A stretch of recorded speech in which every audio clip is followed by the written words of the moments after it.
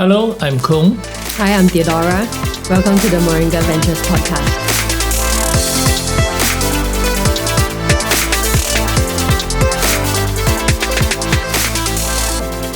In starting up on any venture that has a chance to be a unicorn, to grow fast, to be able to defend your unique place, there must be a good combination of people who are in the technical area and also people who are in the commercial area. So what are your thoughts about that?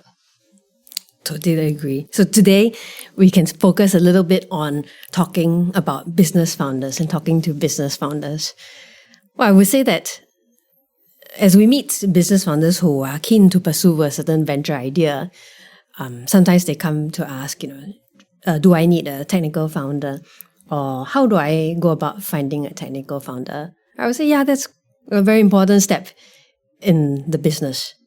Well, perhaps one can also ask, why do you even need a technical founder? I think there are various ways that one could perhaps look at this. I mean, you can, of course, create differentiating advantages through business dealings. For example, you can go to a government and say that if I do this, can you give me exclusive rights? And so you have that defense. It's a regulatory defense. Or perhaps you link up with another business and you are able to create walls so that other businesses come. But invariably, I think one of the biggest differences that a lot of people like to think about is technology. How do you create a new technology that gives you a new game-changing ability that other people don't have? And if you are able to defend it using patents, using trademarks, using whatever, then you can have a longevity towards your advantage. So therefore, one needs to think about how do you put together a good technical co-founder and a business co-founder. Now, that is obviously not easy, right? So what do you think? How can the two come together? Yeah, and right now in the market, there's a lot of talk. I mean, with ChatGPT, many other AI programs, there's a lot of talk about having one person being able to build a 10 million or 100 or even $1 billion business with just a few people. But I think we're still quite far from that. If we can do that entirely without someone who is technical, senior enough, familiar with the technology, it is still quite difficult to build that very frontier technology or have a true technological advantage. And we had this discussion before, whether it was possible or it's some way to go. And we agreed it was some way to go. Yeah, so we have various forums, various network-related functions where you find people from the university and the people from the business world coming together. And yet there is this difficulty. I mean, why is it so difficult for them to come together?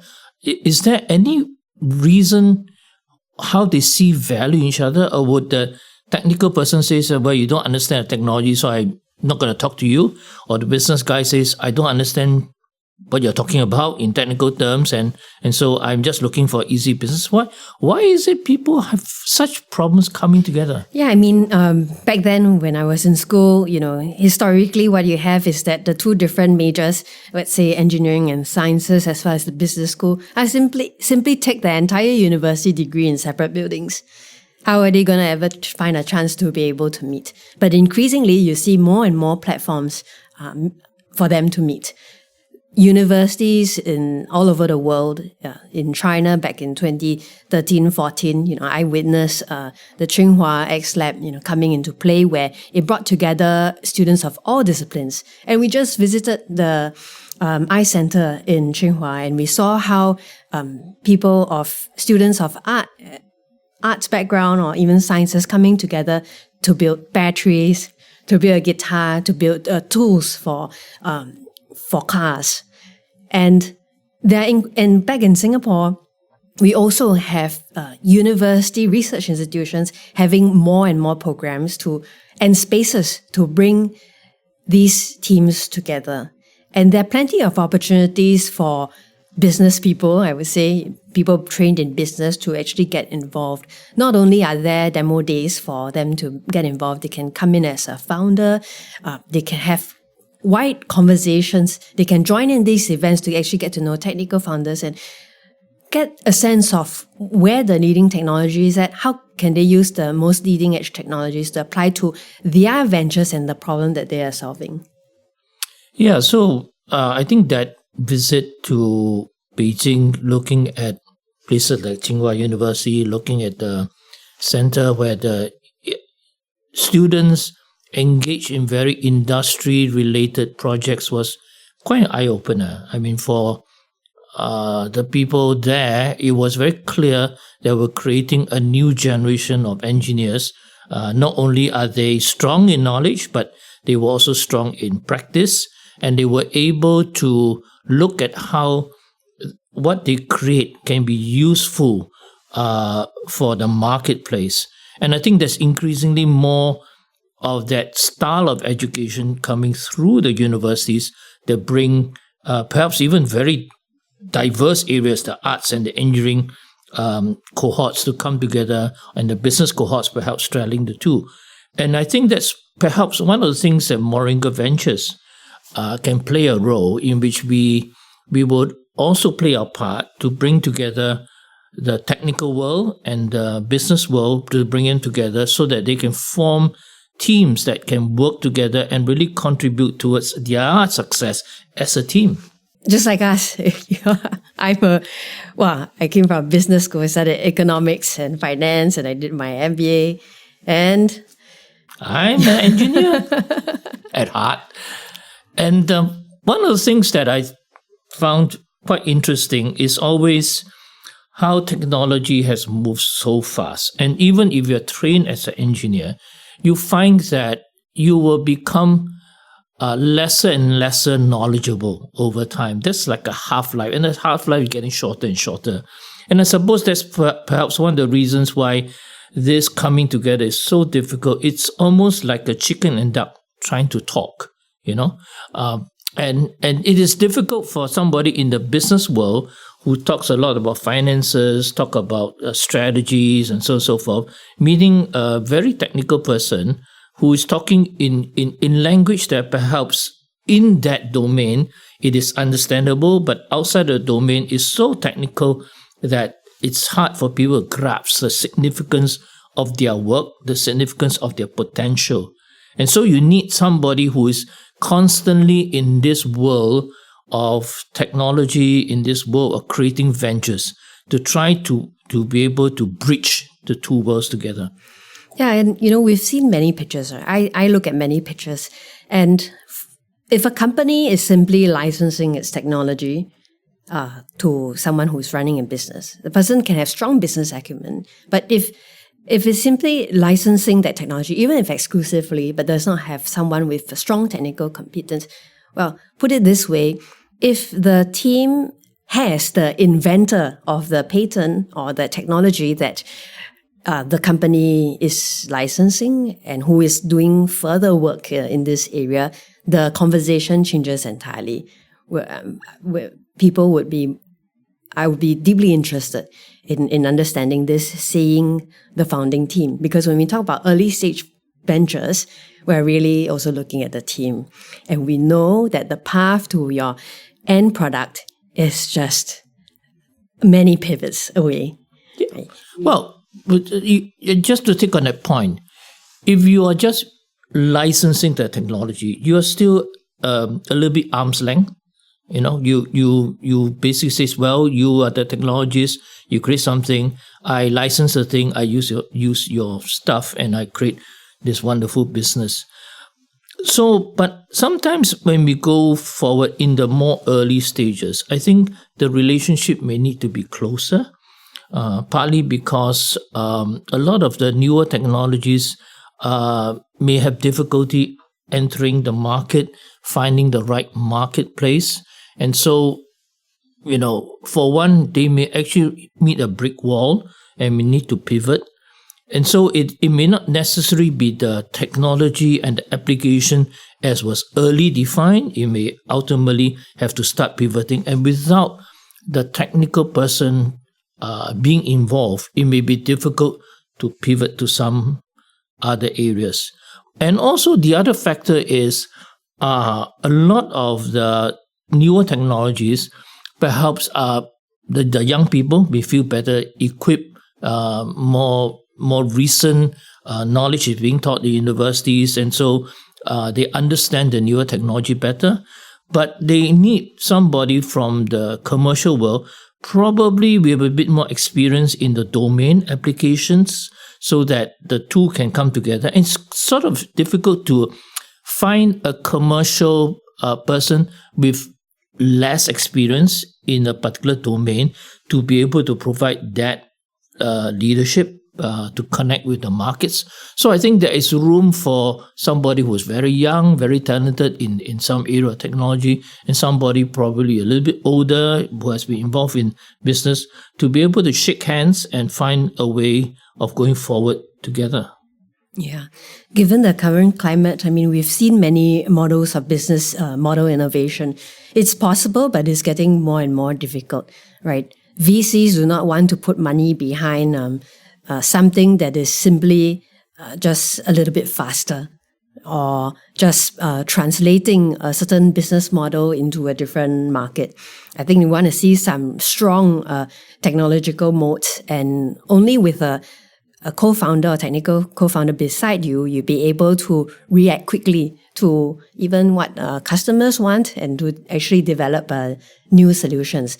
Not to say earlier on that licensing is not the way to go. It's impossible perhaps for one company to have all the required technology and their inventors in one team. However, you do want to keep the core solution or trade secret inventor on your side. Yeah, so the question is, what is your secret sauce, right? And you want to keep the secret sauce to yourself. But obviously, any secret sauce is just but one part of the overall solution. And yeah, you will need to be able to get other associated technology, perhaps not so much the core, but being able to then put in all the right pieces so that ultimately you deliver a whole product to the market. So sometimes what we see is a lot of young people like to take on the business role, and perhaps it is possible as well, particularly for younger people who have tried and failed. So they may have accumulated 20 years of experience just within the span of 3 years, because they move so much faster and they pick themselves up. Every time it fails, they learn something, versus somebody who has been doing the same thing for 20 years. You have 20 years of experience of one thing versus, somebody who tries harder and picks themselves up and runs faster. And in our visit to Beijing, one of the things that impressed on me was how the Chinese people always talk about faster, right? Faster in terms of coming up with new technologies. Faster in terms of really growing a business. Even though it fails, pick yourself up, move forward. And hence you find a lot of younger people, younger companies that have younger people, both on the business side as well as the commercial side, coming together. But that's not to say that all our listeners there who are older, you do not have a big role. In fact, very often you may be involved in one area or another and may not have gone to many pivots, but your expertise and your knowledge in a particular domain is so deep that it's very hard for somebody else to replace you. And so sometimes creating enterprise, especially enterprise-related solutions, you may need that very, very deep knowledge that only somebody who has worked on it for many years can contribute. So I think there's a spectrum of possibilities for the two to come together. Yeah, if you're a business founder, you have a very important role in the company to play, because you have the eye on what the market needs. Well, what is the pricing? Who are the customers? Where is the market gap? And at the same time, the technical co-founder whom you meet will have to appreciate that where the product can fit in and how it's priced, and therefore what resources will you be using to create this product. There is both, in fact, the team will have to look at how they can pivot and keep their eye on the market, and are they really truly solving a problem that people are facing, and what are people willing to pay for this solution, and then we just pivot and adjust accordingly. Yeah.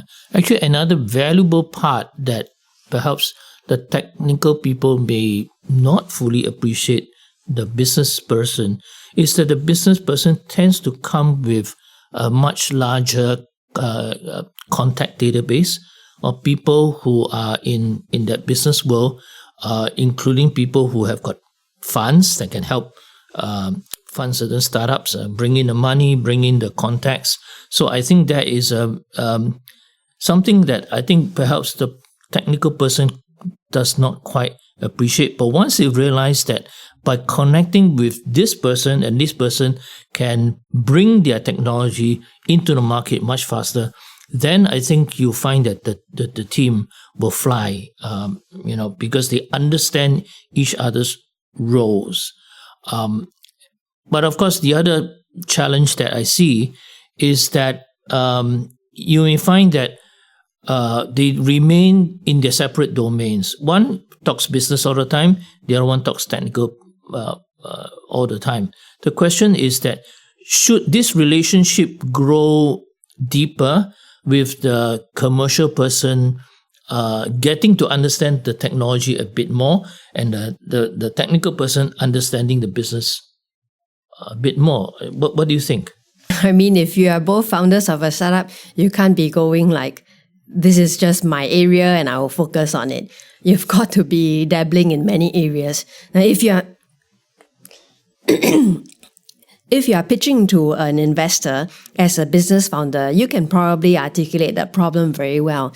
But in the same conversation, the same half an hour that you have with an investor, if it gets into the technicals, you're gonna have to be able to describe that relatively well. Although a follow-up conversation can be with your technical co-founder and team in a deeper due diligence, for example, in a technical due diligence, that the business founder has to appreciate and understand the systems, the difficulties, the challenges, and the novelness of the product that you are presenting, and be able to articulate it relatively well.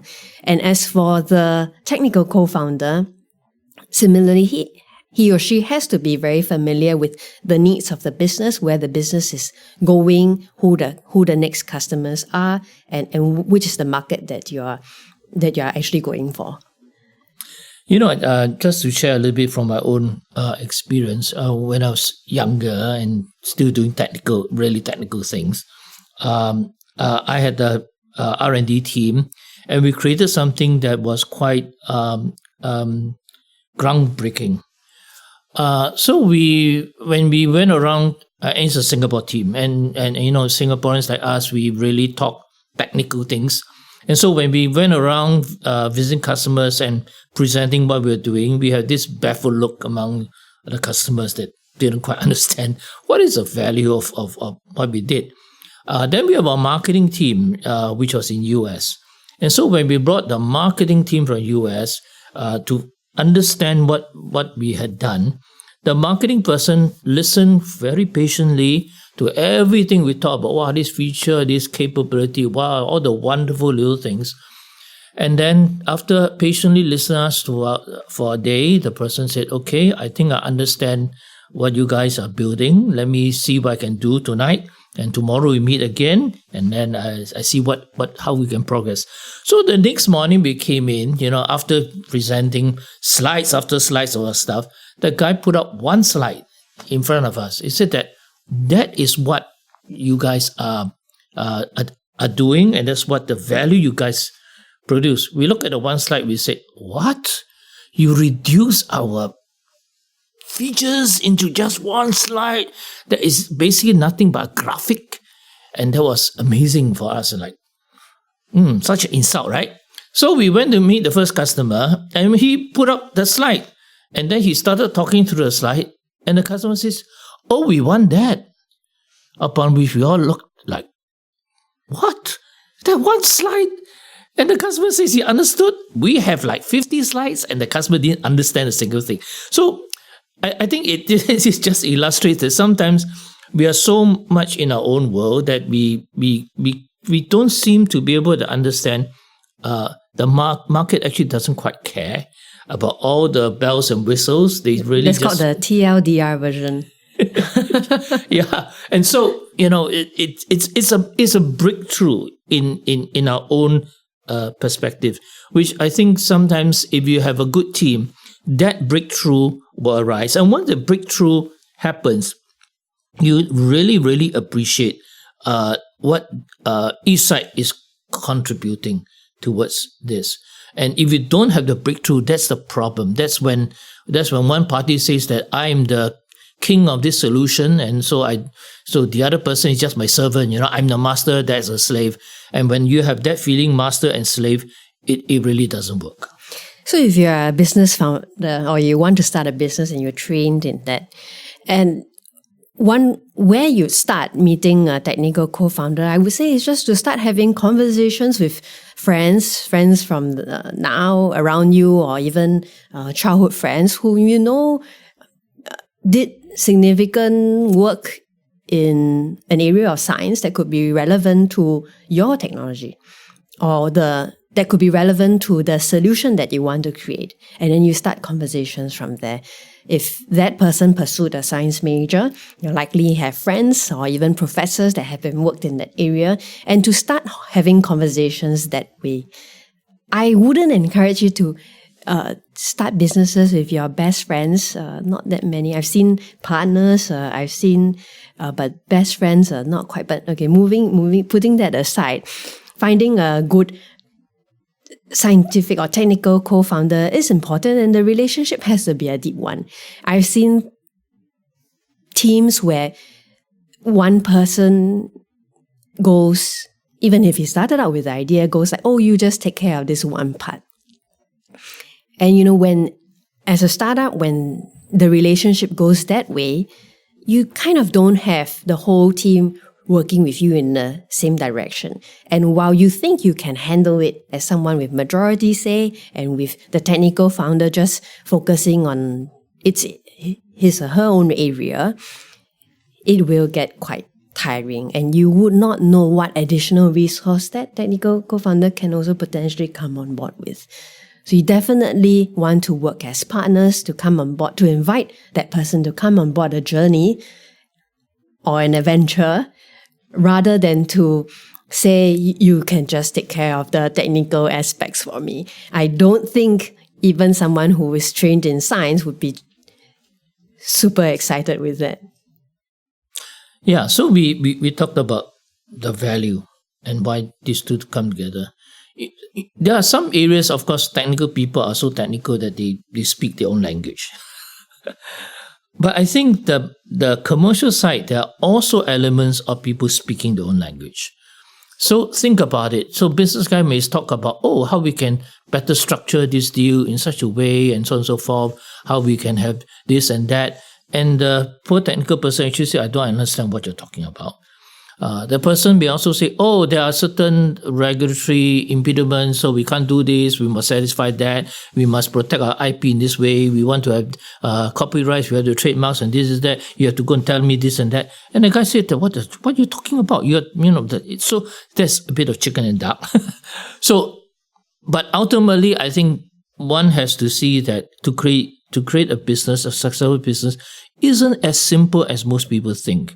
Yeah, that you have this wonderful idea and somehow the rest of the world just understands, and then you roll it out and then you make your millions and you can do this all yourself, So there's always a bigger team. I mean, not only the founders from the commercial side and the technical side, but there are also people, the marketing people, the people who are doing part of the documentation, the people who are providing good support, even consultants who are helping customers adapt it. So somebody who has that experience, whether you're the young person or the older person, having that experience would be helpful to help bring things forward. So I think that's where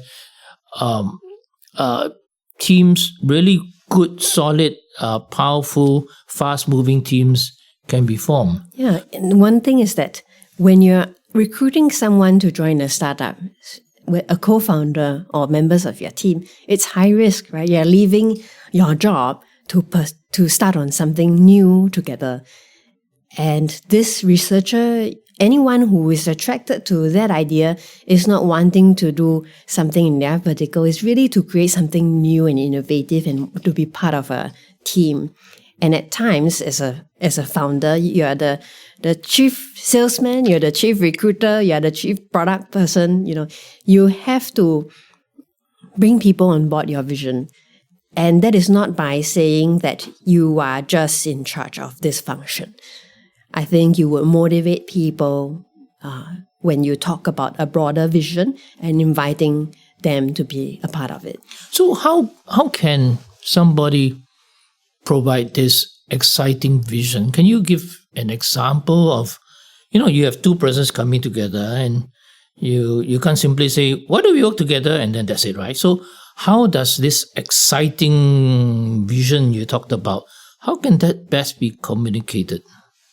The one thing that would excite most of people leaving their roles is simply because they've been focusing on something too narrow, or the product that they were working on is already so big and mature that making adjustments or changes or even a new product seems to be out of scope for the company that they were with. But given the opportunity to create something from scratch and to see it out there, you basically have enlarged your role in terms of what you're trying to create.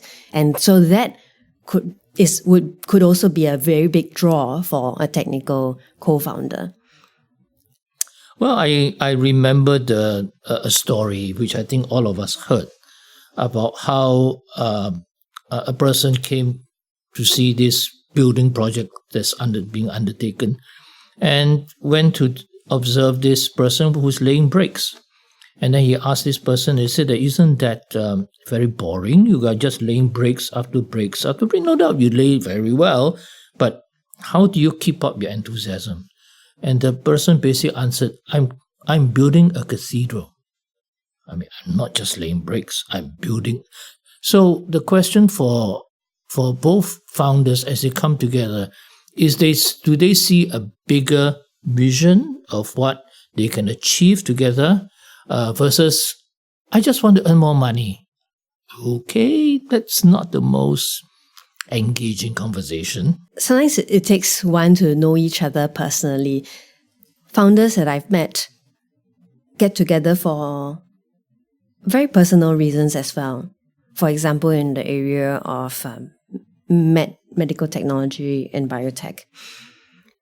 A business founder could have experienced a loss in his or her life for someone, whether it's a certain disease or even cancer that has driven him or her to go deep in this domain and is willing to spend the rest of his life and passions researching for a cure for this particular disease. There are plenty of motivations for founders to come together to tackle a certain problem. And many a times it is personal. It is through personal experience that they have encountered that had led them to feel that other people should not be going through the same challenge or to have no cure or to just go through a very, very painful process.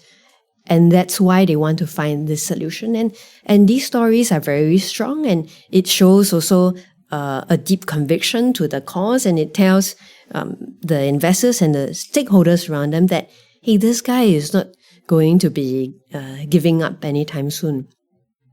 And while you know what the problem and the challenge is, then when you first present the solution, it needs to be workable, but then you know that when we recognize that this challenge is big enough, you can have multiple ways of presenting a solution to tackle the problem. And you know that he will have the determination to go through these pivots. That, I think, is the cathedral story. It's it is marvelous, and I think some of the best stories I've heard from founders are those who exactly have that pursuit.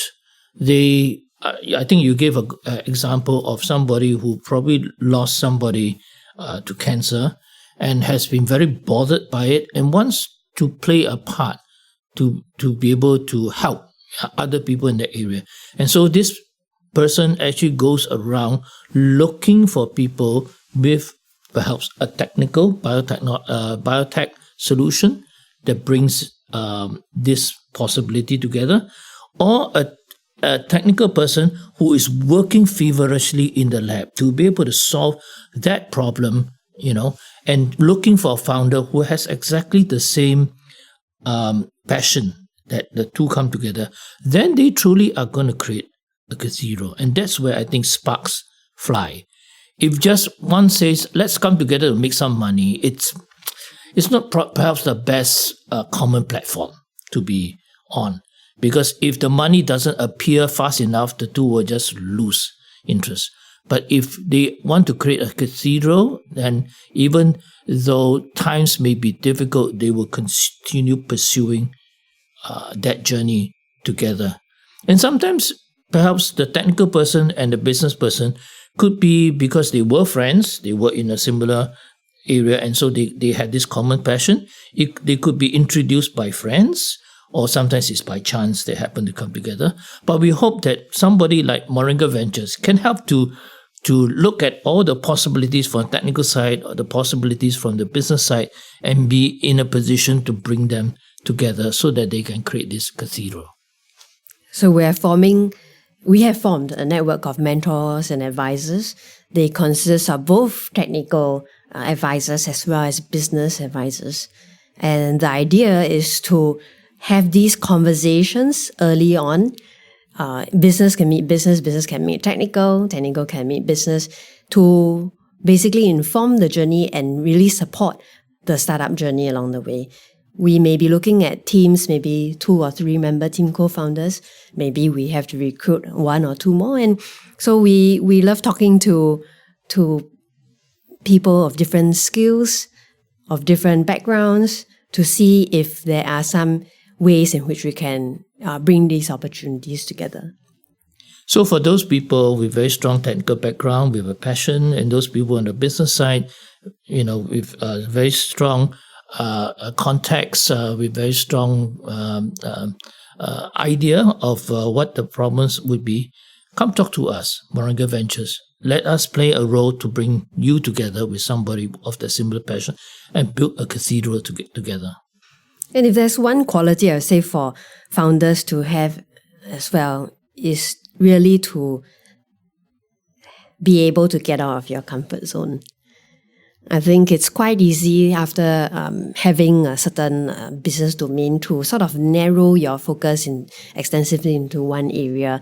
But what we have seen is that interdisciplinary teams, and also with a view on markets beyond your home market, is key for a fast scale-up growth. And that is also what, for us as institutional investors or investors of the first track, we'll be looking out for. Well, I think that's all the time we have today. So it's wonderful to talk about how these two very different worlds of technical and commercial people could come together and create this spark that creates a new future together. We need both of them. Great talking today. Yes. And so that's all the time we have. Thank you very much for coming together with us, to listening to us. Till the next time. Thank you. Goodbye.